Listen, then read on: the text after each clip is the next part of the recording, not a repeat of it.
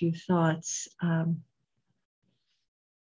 And just take maybe 10 or 15 minutes. Last week, for those of you who were at the session last week, I shared. It was just so present with me. I couldn't not share it, and you were deeply compassionate and loving that my dog was needing to be euthanized. She had cancer, and she was and the cancer was spreading in her body, and so it was imminent, and yeah, we did the euthanization at home here in my home on Wednesday. And it's, of course, been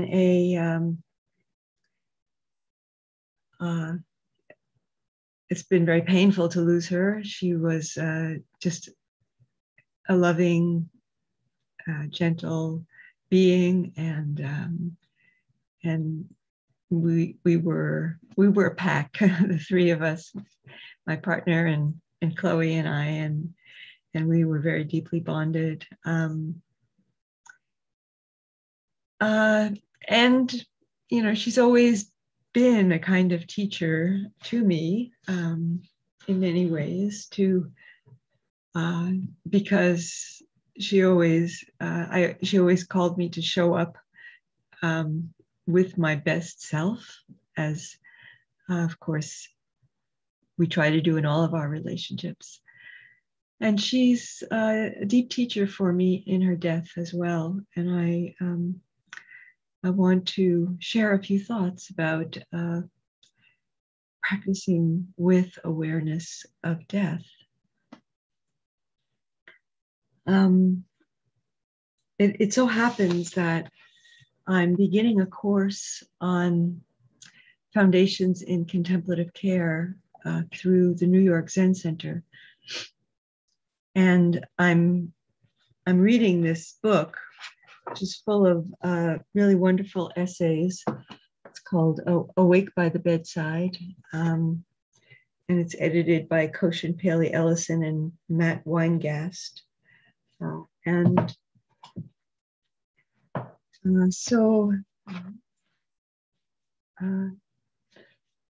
many people there are many different Buddhist traditions, and also people who are medical, in the medical field, and just people who are thoughtful and heartful people, just writing their thoughts about death and their experience with death, and how they are with the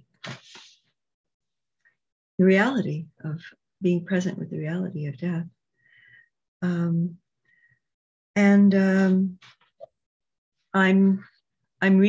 have been reading a section by Larry Rosenberg, who's, some of you may know his name. He's an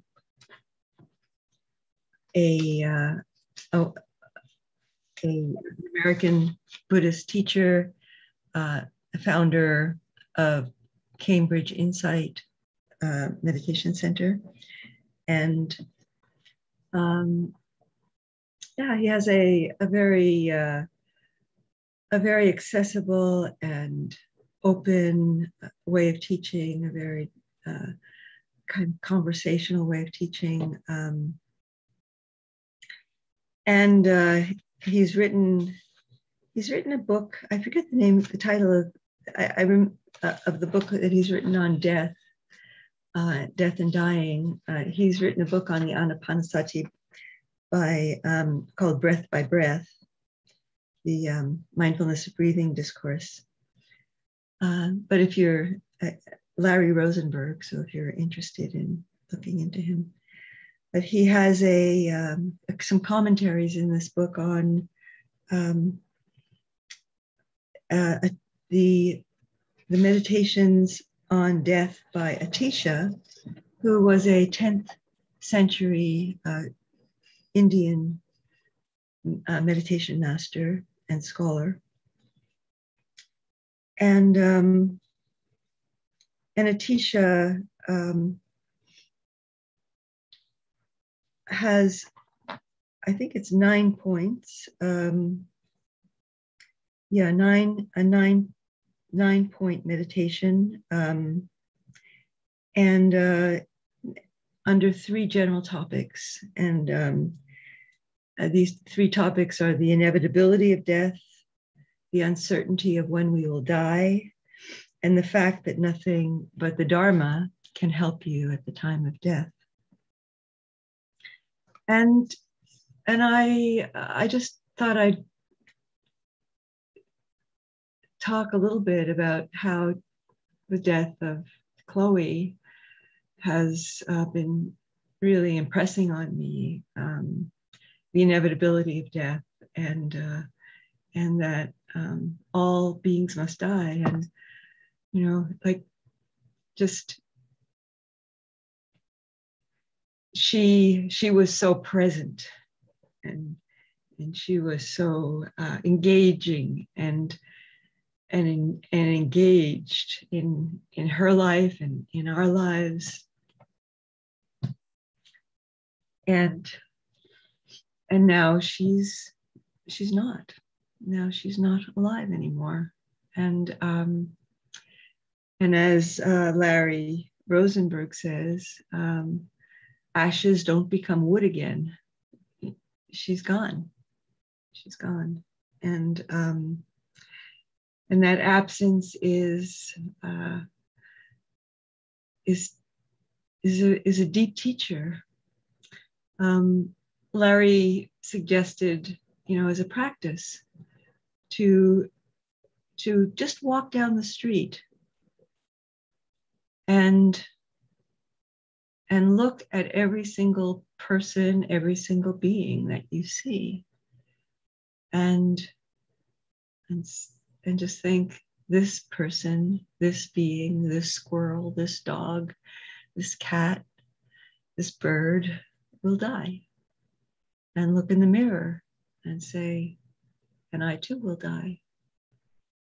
And we can look at the screen, and we can look at one another, and if we're not in hiding self-view, we can look at ourselves and say, this person, including myself, will die. We can wish each one of us a long life, a happy life, a life full of blessings, of awakening, and we also know that we will die, each one of us. And of course, I walk. There's a line from a song that keeps coming back to my mind. I can't remember what the song is. It's a kind of a blues jazz song, and the line goes, "Every street I walk along, I've walked along with you." Yeah, and I've walked along all these streets, and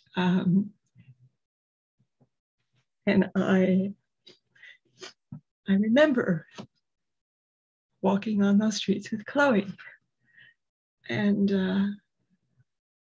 I feel the joy of remembering that, and I also feel the loss. And I also think, just as life goes on without Chloe, and in her absence, life keeps flowing on, I too will be gone, and life will continue without me.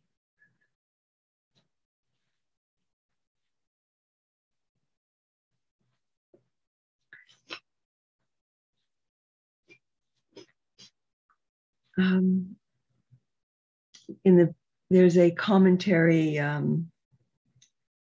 by Buddhaghosa. I think it's something like the 12th century. I'm not sure, actually. Could be earlier. The Visuddhimagga. And it's a very, in the Theravada tradition, it's a very foundational text, and Buddhaghosa teaches, just think about, the great spiritual masters that you know about, the Buddha, Jesus Christ, Socrates,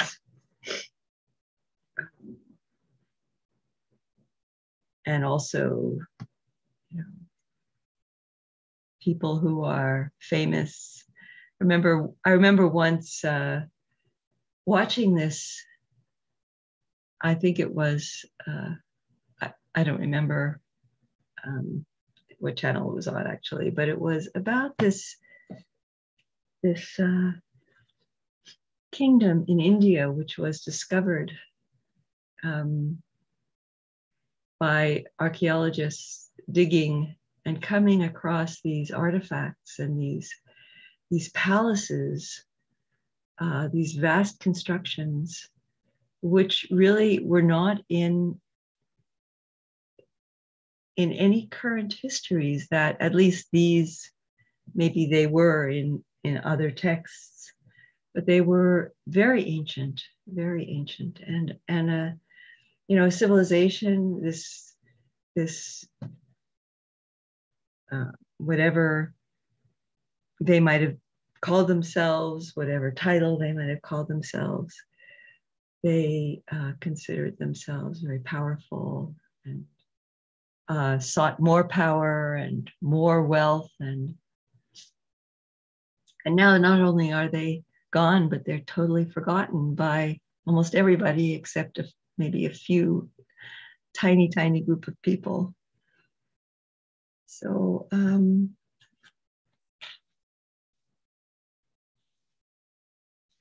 Buddha said in the Mahaparinibbana Sutta, young and old, foolish and wise, rich and poor, all keep dying. As a potter's clay vessels, large and small, fired and unfired, all end up broken. So too, life leads to death.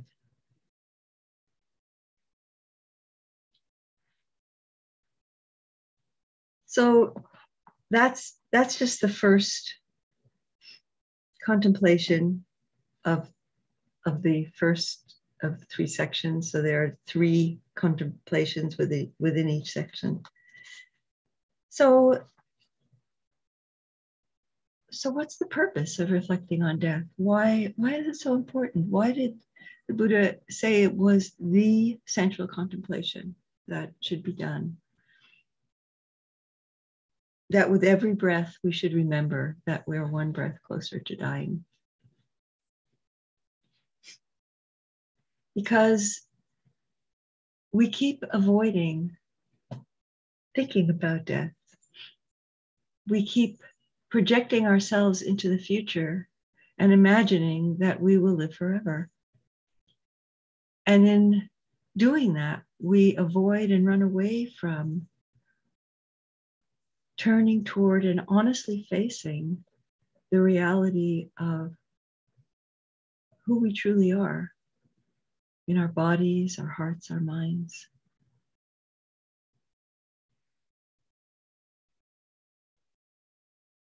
When we think about death, most people feel fear. And so we don't want to feel fear. And so we turn away. We distract ourselves. Or we make some fantasy about, or some story about somehow, some way that we think that we're going to keep on living after death. It's not that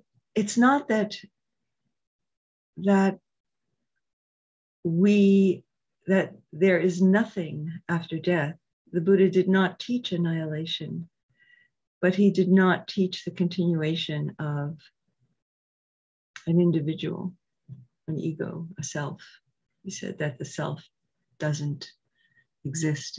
It's a fabrication of the mind.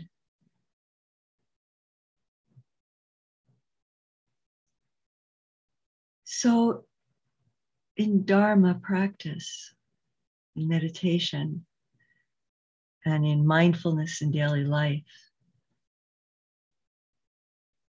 we discover what are the forces that are alive in us, that are working in us to keep fabricating that self. And all the ways that it hides from mindfulness of death. And so we touch our fear. We open to the fear. We notice the resistance to the fear.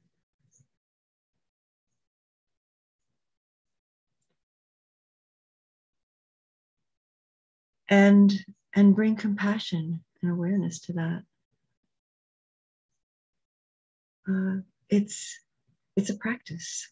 It's not something that we accomplish just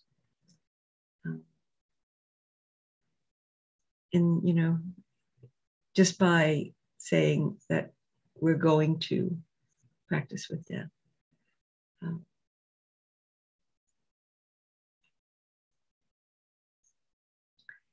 So I'll stop there, and I'd like to leave a few moments for hearing from anyone who wants to speak, or you can unmute yourself. I'm going to pause the recording